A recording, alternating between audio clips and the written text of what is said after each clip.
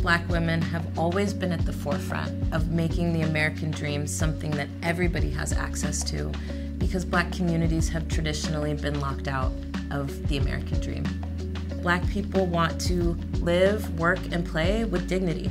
We want to make sure that our kids are able to grow up to be adults. We want to make sure that we have quality education, that we have a pathway to a career. And we also want to make sure that that career is not spent making $5 an hour in a low-wage sector, that there are sectors of jobs that Black people can have access to that can provide for our families and for our families' families.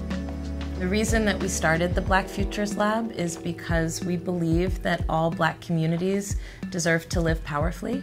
And in order for that to happen, we need to make sure that the voices of all Black communities, rural and urban, immigrant and US born, queer and straight, etc., are represented at the table.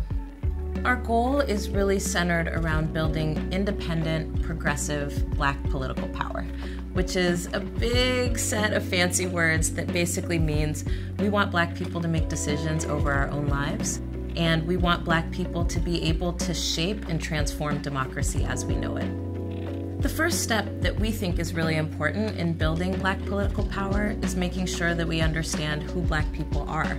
And we're really trying to change the story about what Blackness means in America. And that's why we launched the Black Census Project, which is talking to 200,000 Black people across the country from various communities with a focus on folks who are incarcerated and formerly incarcerated, folks who live in rural areas, and Black queer, lesbian, gay, bisexual, transgender folks, and Black immigrants.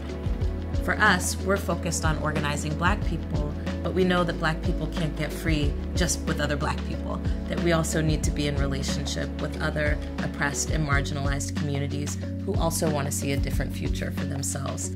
I deeply believe that racism is something that America can overcome, and I have to remind myself that I believe that every day, to be totally honest. But I see the sparks of that. In the last 5 years, seeing the ways in which people from all backgrounds and walks of life have really pushed themselves to try and understand why Black people are so angry gives me hope that we can keep cracking open this nut around why are we holding on so tightly to a system that hurts everybody.